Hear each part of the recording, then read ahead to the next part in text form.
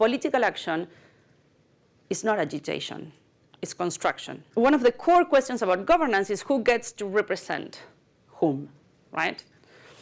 So our proposal is to implement a liquid democracy protocol where we can choose different people to represent us for different topics, right? So I can choose someone to represent me for matters regarding healthcare because I know that they are a doctor that's been working, he's been working or she's been working in the public healthcare system for 35 years. I trust her with my vote. So we can have a bottom-up, dynamic representation that surfaces social leadership.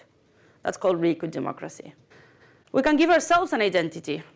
Nation states are losing their their monopoly on giving us an identity, but that's going to the corporations, right? Facebook is trying to claim the right to give us an identity.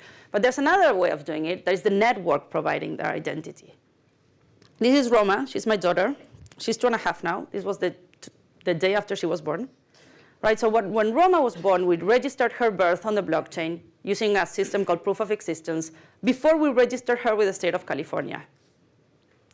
So it's not the states and it's not the corporations that are telling my daughter that she's someone in the world. We did that. The network is providing for that identity. So there is another way of doing it. Who counts the votes? Right, this is another key part of democracy. I come from a country where the ballots are burned after an election, where we count the votes manually.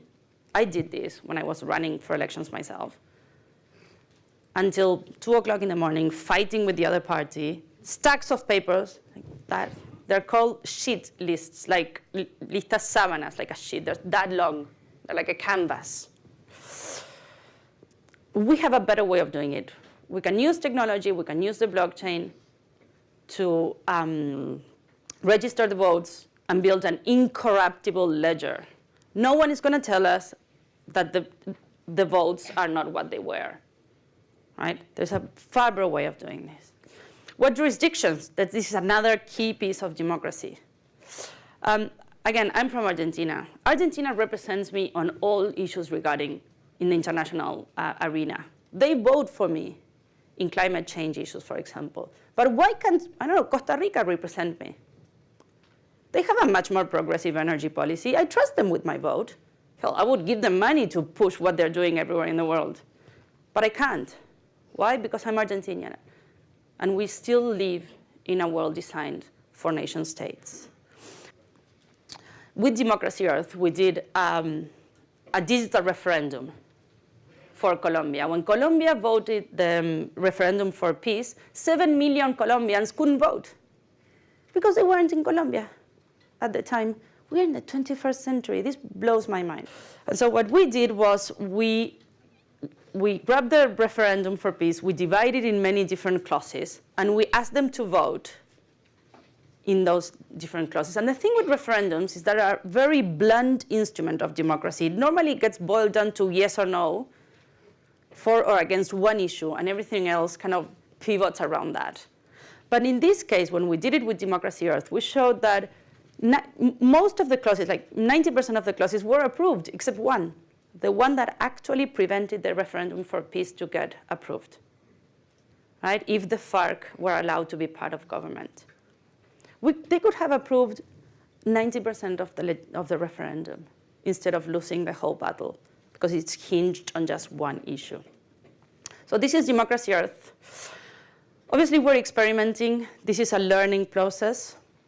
Any group can give itself their governance institutions. We need to learn how to do this. We haven't done it for such a long time that we don't know how to be active participants, active citizens. Democracy Earth is built around these 3 issues that I discussed: identity, peer-to-peer validated identity with blockchain keys; representation, it's global, it's dynamic, it's horizontal, it's called liquid democracy; and voting. The network stores the votes. It's a shared incorruptible ledger. We are not bound by the political institutions we've inherited. We collectively own them. It's up to us to decide what democracy do we want. What governance structures do we want to build? And Buckminster Fuller said a phrase that I live by. You never change things by fighting the existing reality.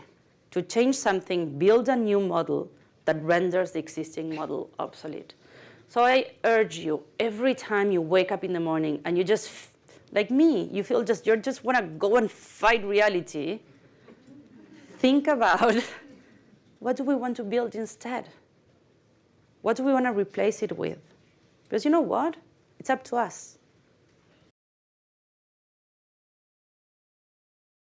But essentially what we wanted to prove was that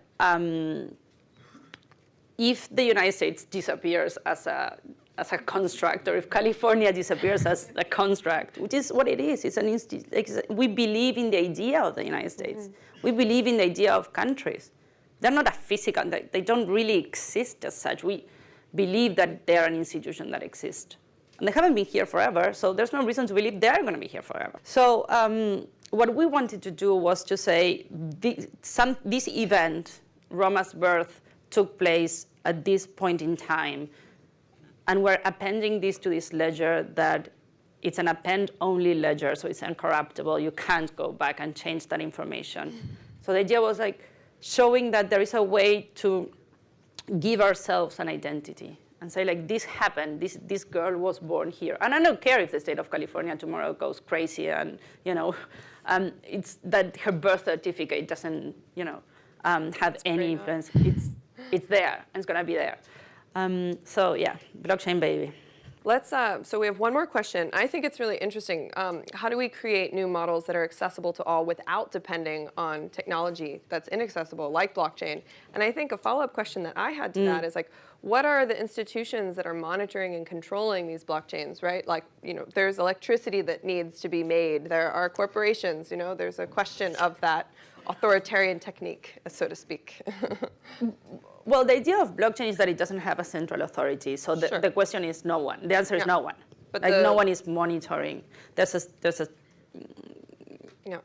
no, I interrupted you. No. I guess the question is like, so how do you have access to blockchain if you don't have access to technology? And also, blockchain itself is a very highly energy-intensive product, so you do need power plants, and people need to control those power plants.